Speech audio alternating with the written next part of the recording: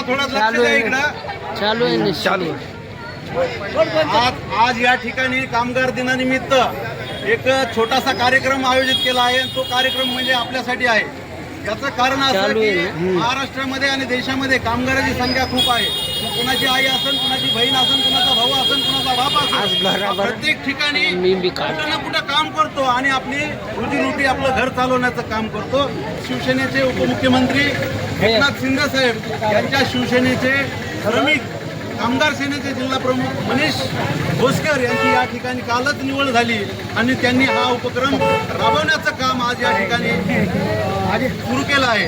आपण बघू शकता की या ठिकाणी बीड जिल्ह्यामध्ये माझ्या माहितीस तो जवळपास 10,000 कामगार असतील आणि बांधकाम कामगार 10,000 असतील आणि जे काय हाऊसकीपिंग असेल, घरकाम असेल, दुकानामध्ये महिला कामाला असतात, याची संख्या खूप मोठी आहे. म्हणून हा उपक्रम राबवण्याचं हे धोरण आमचे जे काही शिवसेनेचे जिल्हा प्रमुख आहेत श्रमिक सेनेचे त्यांनी आज या ठिकाणी आयोजित केलं आहे. मित्रांनो, आपण बघू शकता या ठिकाणी काही ना काही प्रत्येकाचे प्रॉब्लेम असतात. मग तुम्ही दवाखान्याचा असेल, पोलीस स्टेशनचा असेल, एखाद्या महिलेवर जर अत्याचार झाला तर जायचं कुठं हाच प्रश्न पडलेला असतो. म्हणून शिवसेनेचे जे उपमुख्यमंत्री आहेत एकनाथरावजी शिंदे साहेब त्यांच्या मनामध्ये आलं आणि त्या मनामध्ये आल्याच्या नंतर ही कामगार सेना उपलब्ध करून दिली, त्याची स्थापना केली. आणि आपलं नशीब असं की आपल्या बीड जिल्ह्यामध्ये बीड जिल्हा प्रमुख म्हणून मनीष भोसकर यांची निवड झाली. त्यांचा आपण टाळ्याच्या कडकडाटामध्ये अभिनंदन करूया. मित्रांनो, कुठल्याही महिलावर जर अन्याय झाला, कुठल्याही एखाद्या पुरुषावर जर अन्याय झाला, एखाद्या कामगाराने, एखाद्या गुत्तेदाराने जर कुणाचे पैसे उडवले, जर कुणाच्या महिलावर जर अन्याय झाला तर त्या अन्यायाला वाचा फोडण्याचं काम जर कोण करल तर आमची शिवसेना करल. एकनाथरावजी शिंदे साहेबांचे जे काही जिल्हा प्रमुख आहेत मनीष भोसकर हे करतील आणि आमचे जे काही शिवसेनेचे जिल्हा प्रमुख आहेत अनिलदादा जगताप यांच्या माध्यमातून तुमचे प्रश्न सोडवण्याचं आम्ही काम करू.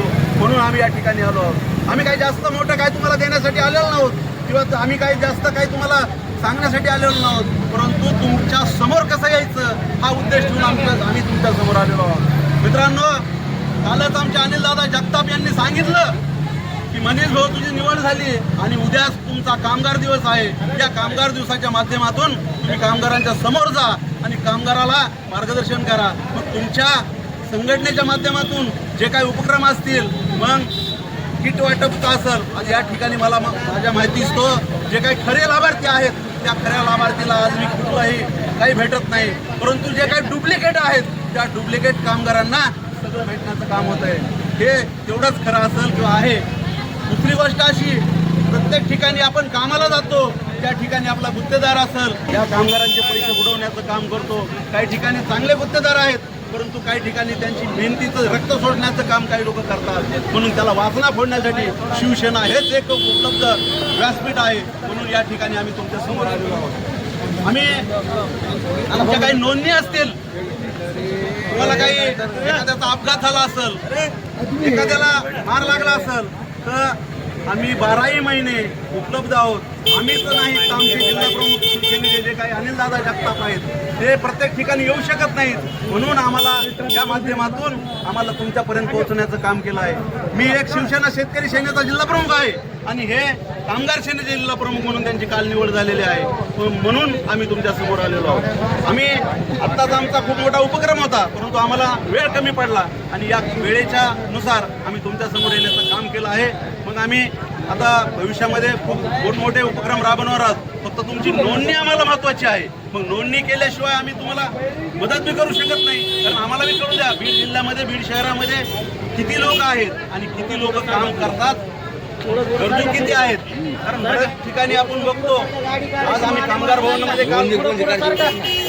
आम्ही कामगार भवनमध्ये जाऊन त्याची काही माहिती घेतली तर आम्हाला खूप मोठमोठ्या श्रीमंत लोकांच्या याद्या त्या ठिकाणी बघायला भेटल्या.